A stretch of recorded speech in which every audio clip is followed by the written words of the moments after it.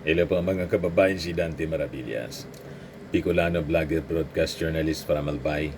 Ito yung news update mga kababayan kay Martin Romualdez, dating speaker and Congressman Martin Romualdez. Sabi dito sa report ng GMA News, ex-speaker Romualdez has requested the ICI to postpone the hearing set on October 22 as he is scheduled to undergo a medical procedure. Siyempre, pag ganitong balita, tuwang-tuwa yung mga critics ni Martin kasi may issue na naman sila. Tingnan mo niya, biglang nagkasakit. Ganon mga kababayan, nagkakuha na naman ng bala yung mga critics ni Martin, yung mga DDS. Ayan o. Sari-saring reactions po. Sabi ni George Onofre, ikaw ang boss nila kasi ikaw ang nagdictate. Sabi ni Laila May, o start na ng medical acting. Nice. Ganon sila mga kababayan. Hindi man sinabi na hindi siya attend sa mga future hearings. Pinospon lang yung October 22. Nag-request lang siya ng postponement. Wala man siya petisyon. Natulad ng final, mga kababayan sa Supreme Court ni Sara Duterte, na talagang intensyon, i-discarril yung forthwith trial shall forthwith proceed. Di ba? Yan ang pagkakaiba ng dalawa, mga kababayan. Yan Pinutakti na naman po si Martin Romualdez ng mga bashers. Sabi ni Marian Pia, malulumpo dyan na din yan bigla. Sabi ni Eleanor Matawaran, he owns the orchestra. Sabi ni Tonton, has requested. More like had commanded. Ha ha ha. Tapos pag-resume, naka-wheelchair na. Malabo man po yung mga kwento ninyong ganyan. Hindi po ugali ng mga Romualdez, tulad ng ugali ng ating Pangulo, na umiwas. Sanay sila nasagutin yung mga frontally, yung mga akusasyon. Nakita ninyo si dating First Lady Imelda Romualdez Marcos. Lahat ng kaso mga kababayan laban sa dating First Lady, sinagot niya frontally. Ito pa, investigation lang mga kababayan. Iwasan ba to ni Martin Romualdez? Kahit yung ating Pangulo, ganon din, magpinsan sila Ganon din ang pag-ugali. Hindi po mahilig umiwas. Lahat ng kaso, sinasagot po frontally. Nagkataon lang po na may medical procedure na kailangan niyang bigyan ng priority kasi di ba may kasabihan tayo po, health is wealth. Ang totoo pong totoong kayamanan ng buhay, yung ating kalusugan. Siyempre, unahin niya yun kanyang kalusugan. Pero hindi nangangahulugan, mga kababayan, na hindi na siya pupunta sa mga susunod na investigasyon po ng ICI. Ganon. Sabi po ni Executive Director Brian K. Tosaka ng Independent Commission on Infrastructure, the former speaker did not tag any personalities in the alleged corruption scheme sa kanyang affidavit but had named some lawmakers who were supposedly involved in the crafting of the national budget. Romualdez also denied receiving kickbacks from the flood control projects. So makikita ninyo ang pagkakaiba ni Martin Romualdez with Duterte's. Ready siya to face the music. Just like yung ating Pangulong Bongbong at si First Lady, dating First Lady Imelda Romualdez Marcos nung panahon. Wala silang ugaling iwas pusit, pati sa trabaho. Pag nagtrabaho sila mga kababayan, tutok na tutok. Busy sa serbisyo palagi. Hindi tulad ni Sara Duterte, busy sa paglakwatsa, busy sa problema ng kanyang nalalagas na buhok. Grabe man na niya, Mr. Maravillas. Yan yung sabi ni Sara doon sa Pandesal Forum.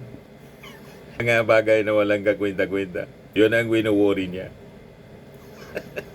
Ito. Pakinggan ninyo yung sinasabi niya.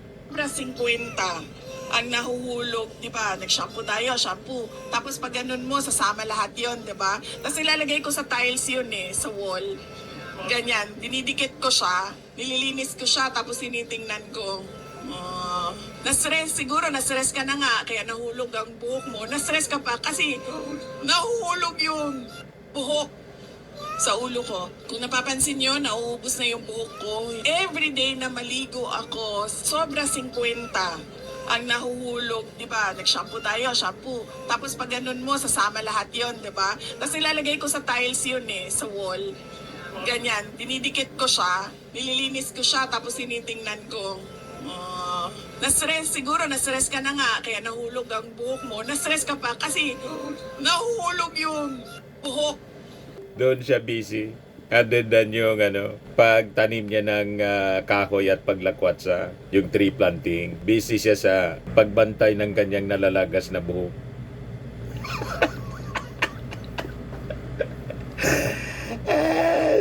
Sabihin ninyo, paninira. Hindi po paninira. Yan ang sinabi niya doon sa Pandesal Forum.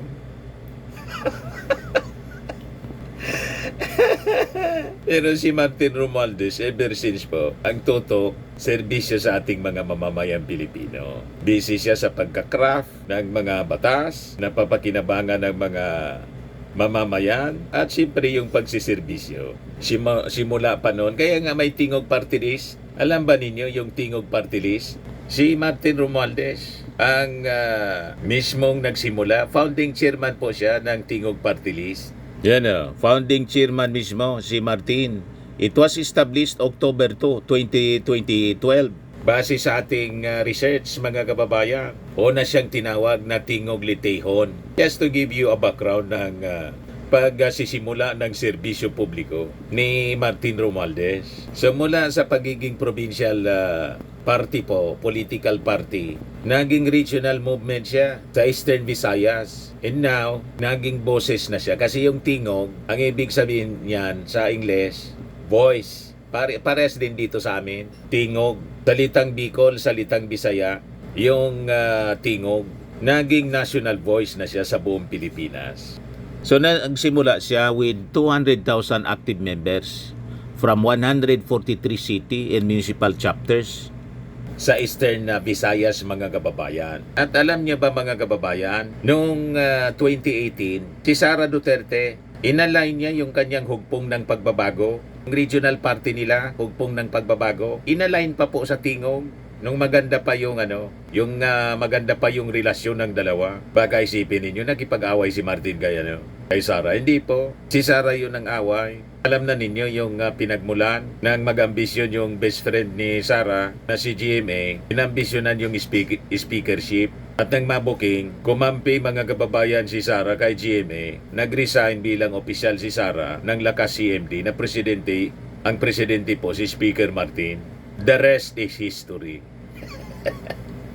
O, di ba? Inambisyonan kasi hindi po si Martin yung nag-ambisyon. Siya yung pinag-ambisyonan. Gusto kasi nilang tanggalin yung proteksyon sa ating Pangulong Bongbong. Ang proteksyon sa ating Pangulong Bongbong, si dating Speaker Martin.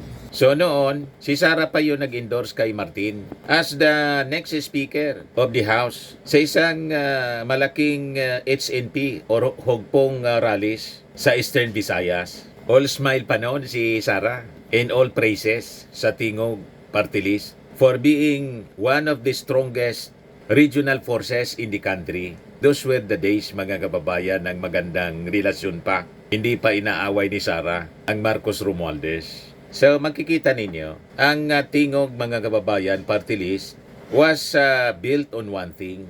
Para mapakinggan ang tingog, ang boses ng mga litihon at mga kababayan natin sa Eastern Visayas. So from litihon roots, nag-evolve siya, mga kababayan, into tingog sinirangan. Ibig sabihin is sinirangan sa Bisaya, sa amin sirangan.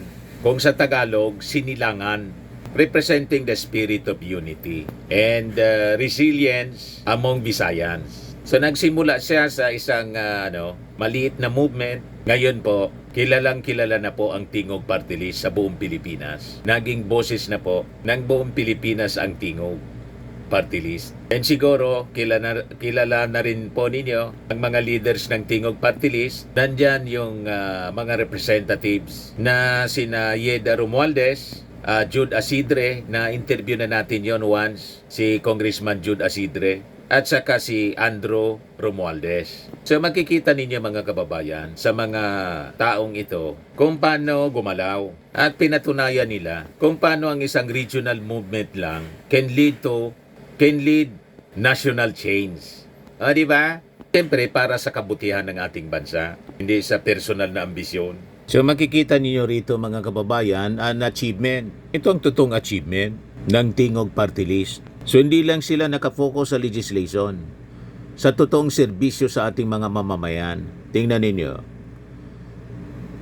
Over the past 3 years, they established 210 centers nationwide, making government services accessible especially sa mga mahirap. Mula sa medical assistance, scholarship, livelihood programs, pati sa disaster relief, nakatuon ang serbisyo ng Tingog Party List. Kamusta naman yung hugpong ni ano na? May narinig pa kayo? Yung hugpong ng pagbabago ni Sara. Kaya siya galit na galit kay Martin Romualdez saka sa ating Pangulo. Kasi hindi mapantayan ang serbisyo ng Marcos Romualdez sa buong Pilipinas. At hindi lang panahon ng eleksyon ang serbisyo, tuloy-tuloy. Kita ninyo pa? Alam na ninyo kung bakit galit na galit si Sara Duterte kay Martin Romualdez saka sa ating Pangulong Bongbong. Walang binatbat mga kababayan sa serbisyo sila. So hindi sila tumutulong lang kapag election season. They built a system of consistent care. Tingnan ninyo ito. 71 laws passed in counting. So ito yung patunay ng performance. So among Tingog biggest legislative wins, yung Republic Act 12288 or Career Progression System for Public School Teachers and School Leaders Act. Ito naman na Republic 12199, Early Childhood Care in Development System Act. Republic Act 12124, Institutionalization of the Expanded Tertiary Education, Equivalency, and Accreditation Program. Then, Republic Act 12076, Ligtas Pinoy Centers Act, establishing disaster preparedness facilities nationwide. Ang tawag dyan, no-nonsense legislation po, ang sinusulong. Kumusta naman si Pulong? Ano na yung naipasa? At yung anak ni Pulong na congressman din, tatlo yatang Duterte, anandyan. Diba? Idagdag mo pa si Sara. Kumusta naman yung achievement ni Sara for the past 3 years? Nagbibilang po ng buhok na nalalagas.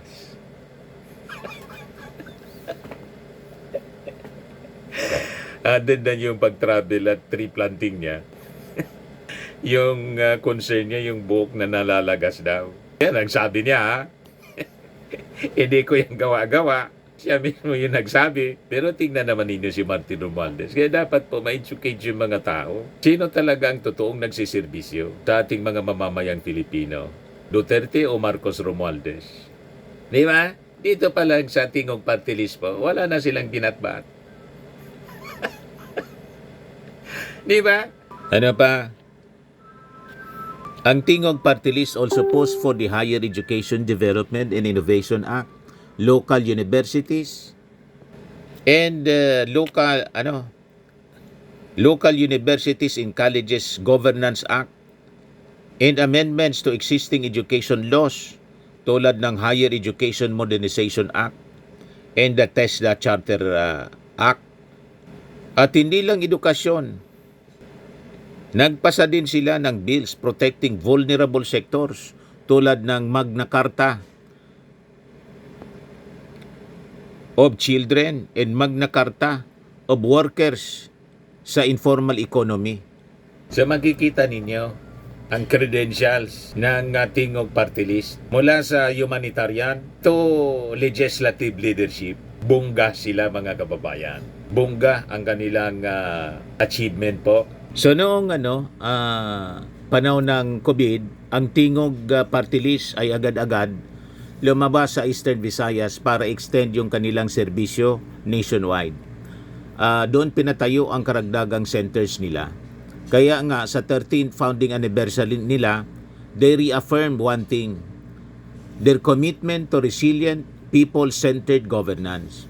So noong 2018, all praises si Sara Duterte, mga kababayan sa Tingog Party List. Tinawag pa niya ito na strong regional ally ng kanyang regional parting hugpong, yung HNP. Pero ngayon, siya yung nangunguna sa pag-atake laban kay former Speaker Martin Romualdez. Ayaw tantanan si Martin. Kasama sa siniraan, mga kababayan ni Sara, yung Tingog Party List na dati puring-puri niya. Pero ang Tingog po, hindi nagbago. Ang nagbago po si Sara.